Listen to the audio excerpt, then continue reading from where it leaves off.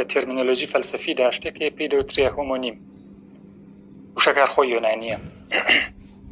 جا کاتێک ئەم چەمکانە بڵێن چەمکی فەلسەفی کاتێک بەکار دەبردرێت زۆر جار وەکو هۆمۆنیم بەکار دەبردرێت. با نمونەیەک بدەم لە هۆمۆنیم بۆی بزانین مەبەستمان لە هۆمۆنیم چییە. هۆمۆنیم شتەیە کە لە ناودا یەکە بەڵام لە ناوەڕۆکدا یەک نییە. ئەنی بە زمانە مەنتەقیەکەی لە دەربڕیندا یەکە بەڵام لە قەولی جەوهەردا هەمان شت نییە. جاوە ئەقڵ خۆی یەکێکە لەو چەمکانەیە کە بەو دەردەچووە بەڕاستی.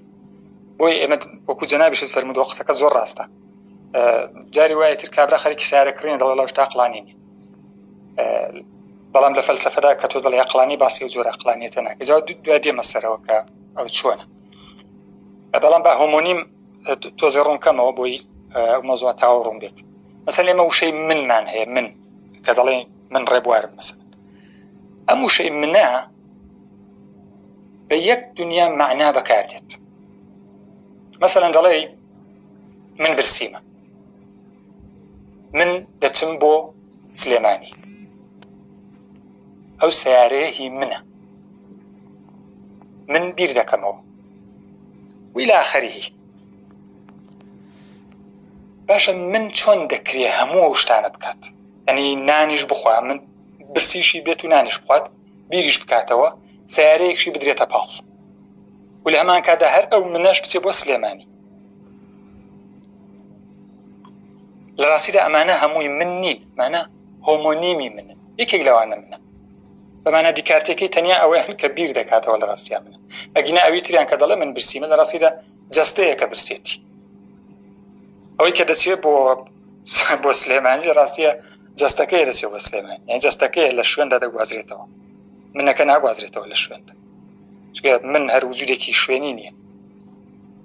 جا ئەمانە پێیان دەوترێ هۆمۆنیمەکانی من. یعنی چی؟ یعنی لە ناودا لە دەربڕیندا یەکن، هەم بۆ هەمویان دەڵێن من، بەڵام لە قەولی جەوهەرەکانیاندا یەک نین. ئەمە عەقڵیش بە هەمان دەرچووە.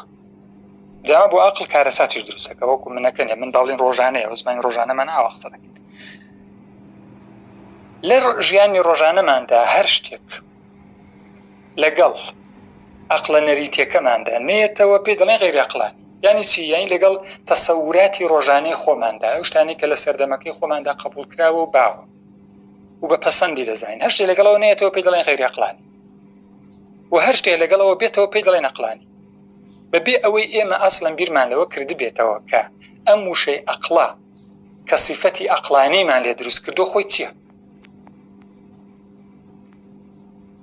جا بۆیە ئەوەی کە ڕۆژانە ئێمە دەیبیستین لێرە و لەوێ و فلانە کارە عەقڵانی نەبوو، فلانە کارە عەقڵانی نییە، تەنها لۆژیکی. زۆر جار دەڵێ وەڵا فلانە شتە لۆژیکی نییە.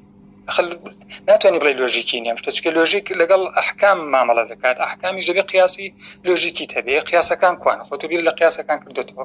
نا، بەڵام ئەمە ئەو لۆژیکەی کە ئێمە لێ بەکاری دێنین دیسان هەر هۆمۆنیمەکەیە. ئەو لۆژیکە ئەو لۆژیکە نییە کە وەکو عیلم دامەزراوە. بۆ معنای ئێمە لێ کە دەڵێن شتە لۆژیکی نییە، بۆ معنای وانە لە ژیان ڕۆژانەمانە دەڵێن شتە مەنتەقی نییە. لە کاتێکا دەبینی شتەکە بەڕاستی کێشەی مەنتەقیشی تێدا نییە، کێشەی تری تێدا، بەس کێشەکە مەنتەقی نییە. بۆ کێشەکە مەنتەقی نییە؟ چونکە لێک دژی دروست ناکە. جا هی عەقڵ بە معنە بە حوکم ئێمە ئێستا باسی فەلسەفەی یۆنانی دەکەین. عەقڵ لە فەلسەفەی یۆنانیدا و تا ئاخریش هەر ئەوەیە باڵاترین بنەمای بوونی ئینسانەوە. ئەریستۆتالیس هەر بە دەق دەیڵێ لە نیکۆماخۆسەکەیدا، ئەو زەم لە مێتافیزیکا کەشی دەیڵێت عەقڵ باڵاترین بنەمای وجودی ئینسان. ئەبەوە دەوترێ عەقڵ. یعنی ئێمە جەستەمان هەیە، ناوچەی ئارەزوومان هەیە، وەی کە ئەریستۆتالیس پێی دەڵێ ئارەزوو، کە ئێستا بە ناوچەی ئێستا لە تێرمینۆلۆژی مۆدێرندا پێی دەوترێ سایکۆلۆژیە. سایکۆلۆژیامان هەیە، خەیاڵمان هەیە، ئەمانەمان هەموو هەیە، بەڵام لەو لاوە قووەیەکی ترمان هەیە کە پێی دەوترێ عەقڵ. ئەمە باڵاترین بنەمای وجودی ئینسانە. و ئەریستۆتالیس دەڵێ وشەیەک بەکاردێنێ، ئەو ئینگلیزەکان تەرجەمەیان نەکردەوە، وشەی هەروەکو یۆنانیەکە خۆی دایانناوە، پێی دەوترێ ئارکیتێکتۆنیک.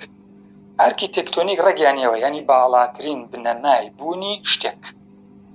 و ئەو پێی وایە، ئەریستۆتالیس پێی وایە، کە تاکید بنەمای لای ئەفلاتونیش هەر هەمان شتە، ئەو ئینسانەی کە بەو باڵاترین بنەمایەی وجودی خۆی دەژی ئەوە حیاتێکی عەقلانی دەژی و حیات لە هەمان کاتدا حیاتێکی چاکیش دەژی و بەمانە پلاتۆنیەکەی بەمانە سوکراتیەکەی حیاتێکی فەلسەفیش دەژی. و عەقڵ چییە؟ عەقڵ مەغزای بنەما یونیڤەرساڵەکانی بیرکردنەوەی ئێمەیە. یعنی لە ڕاستیدا ئێمە ئەگەر موجودێکی عەقڵی نەبووینایە، یعنی موجودێکی خاوەن عەقڵ نەبووینایە، ئێمە ممکن نەبوو بتوانین بیر بکەینەوە و ممکن نەبوو زانستمان هەبێت، ممکن نەبوو فەلسەفەمان هەبێت، تەنانەت ممکن نەبوو هونەریشمان هەبێت یا شێعرمان هەبێت. چونکە ئەمانەش لە شوێنێکە هەر قەرزداری ئەو قووەیان لە ئینساندا کە پێی دەوترێت قووەی عەقڵی.